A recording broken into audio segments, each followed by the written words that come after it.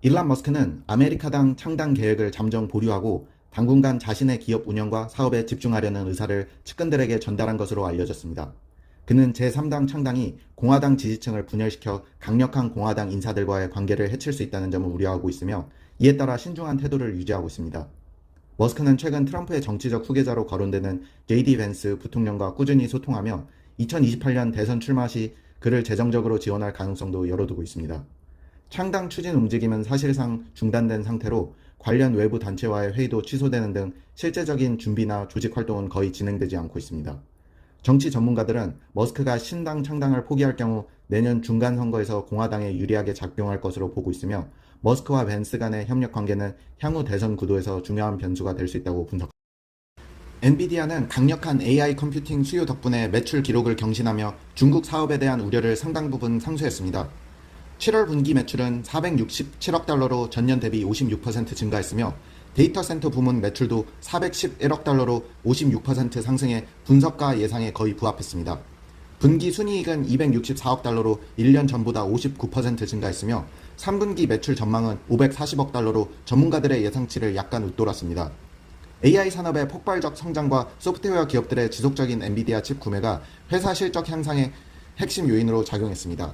엔비디아의 신형 블랙웰 GPU 판매는 전 분기 대비 17% 증가했으며, 디즈니, 히타치, 현대차, SAP 등이 초기 고객으로 포함됐습니다.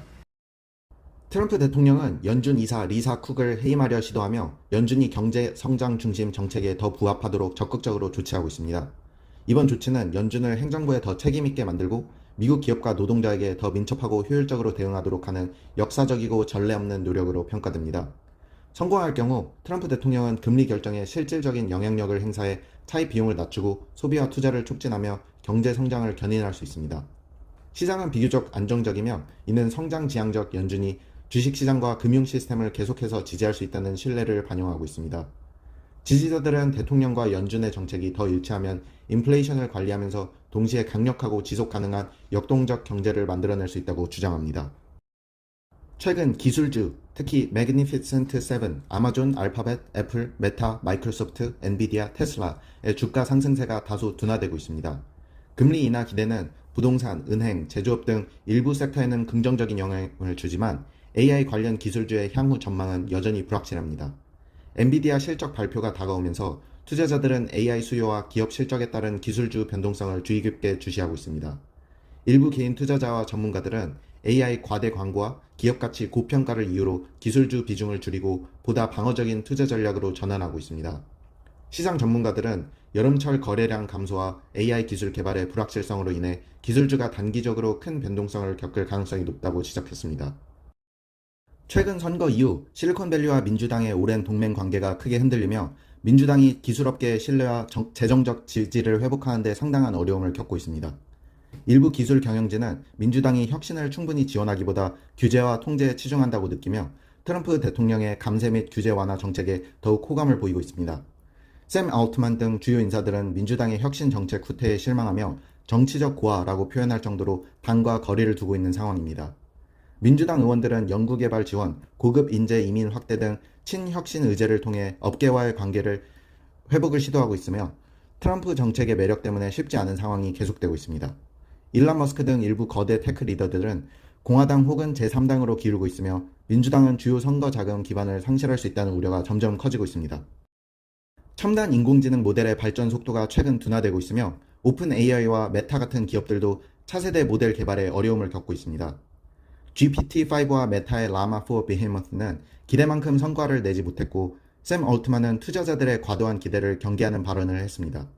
그러나 기업 입장에서는 현재 수준의 생성형 AI만으로도 요약, 이메일 작성, 코딩 지원 등 실질적인 업무 활용이 가능합니다.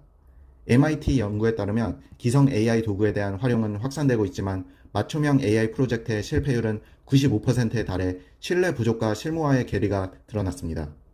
장기적으로 AI 도입은 수십 년에 걸친 과제가 될 것으로 보이며, 인터넷 확산처럼 초기 과열 뒤 완만한 성장세로 사회와 기업 전반에 자리 잡을 가능성이 큽니다. 새로운 연구에 따르면 생성형 AI는 소프트웨어 개발과 같은 자동화가 쉬운 직종에서 미국 젊은 근로자들의 취업 기회를 현저히 제한하고 있습니다. 스탠포드 대학 경제학자들은 수백만 명의 근로자 데이터를 분석하여 AI 노출이 높은 젊은 근로자들의 고용이 특히 약화되었음을 명확하게 확인했습니다.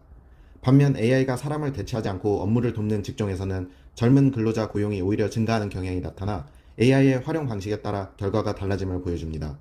경험이 많은 근로자들은 직무에서 얻은 협업 능력 등 자동화가 어려운 기술로 인해 AI 충격에서 어느 정도 보호받고 있으며, 이러한 기술은 여전히 고용주에게 높은 가치를 가집니다. 연구자들은 젊은 근로자들이 AI의 영향을 받지 않는 기술과 역량을 습득하도록 직장 내 교육 방식을 재설계하고 보다 체계적인 직무 학습 기회를 제공할 필요가 있다고 제안했습니다. 실리콘밸리에서는 자녀의 지능을 높이기 위해 고액의 유전자 검사와 배아 선택 서비스를 이용하는 부모들이 점점 늘어나고 있습니다. 일부 테크 엘리트들은 아이비리그 출신 파트너와의 결혼이나 맞선을 통해 똑똑한 유전자를 물려주는 데에도 큰 비용과 노력을 투자합니다. 그러나 현재 과학적으로 배아의 IQ 예측 정확도는 낮아 실제로는 선택을 통해 평균적으로 3에서 4점 정도만 향상될 수 있다는 연구 결과가 있습니다. 윤리학자들은 이러한 유전자 최적화가 부유층과 일반인 사이의 격차를 심화시키고 새로운 사회적 계급 문제를 유발할 수 있다고 경고합니다.